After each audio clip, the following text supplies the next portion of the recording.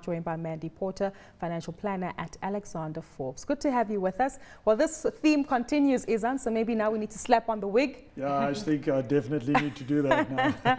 Exactly. But Mandy, you're here to walk us through the financial advice that women often need through their life and times. Maybe if we start off with a female who's just graduated, starting off with a new job, we always want a new wardrobe and a nice pair of shoes. Yes, indeed. And I always say don't buy those shoes. But, you know, the critical thing is I think the earlier that you invest, the better.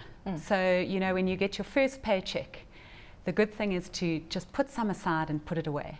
You know, one does always want to buy the new car and the new shoes and so on. But, you know, just be sensible about it and plan carefully. And if needs be, you know, engage with a financial planner, somebody who can help you put a strategy together. But absolutely, you need to put something aside. It's very, very important. Because of the power of compounding interest over time, you need to put something away at a very young age.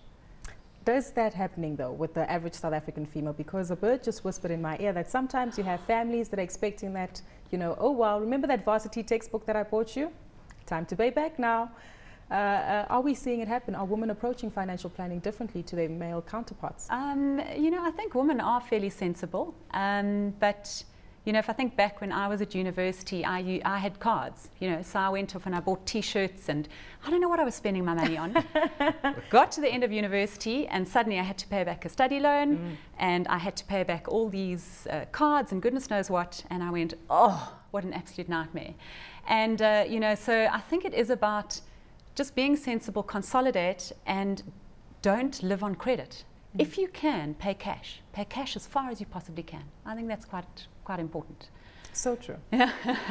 Have you seen a change in women over the last 10 or 20 or whatever years, in that they're becoming more investors or investor conscious than they have been historically? Hugely. I tell you, you know, that gender gap is closing and closing. Absolutely, because the modern woman today is a very powerful consumer.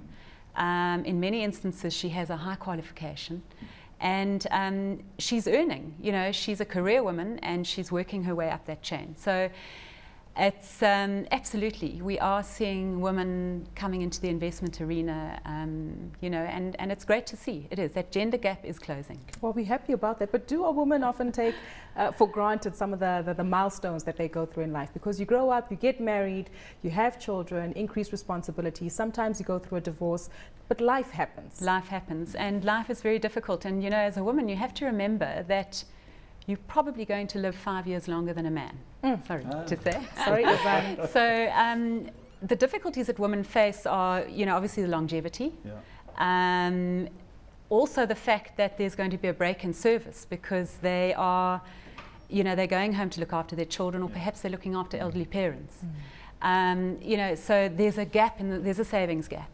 And, you know, also, yes, divorce. There's a high rate of divorce in South Africa. I mean, it's something like 33% by the age of 50. You know, so, and then the death of the spouse, obviously because of the longevity issue. So, you know, there are many difficulties that women face. And so not only do you need to do your investment planning, your tax planning, etc., but you also need to do contingency planning. Yeah, so.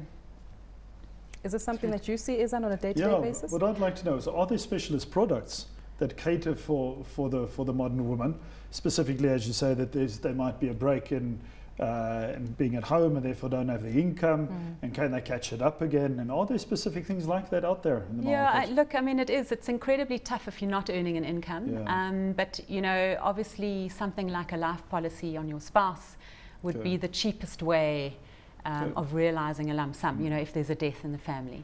But, you know, again, I think if you know you're going to have a break in service, again, you need to make a plan. You need to try and make sure that you put enough away, you know, that can see you through those years.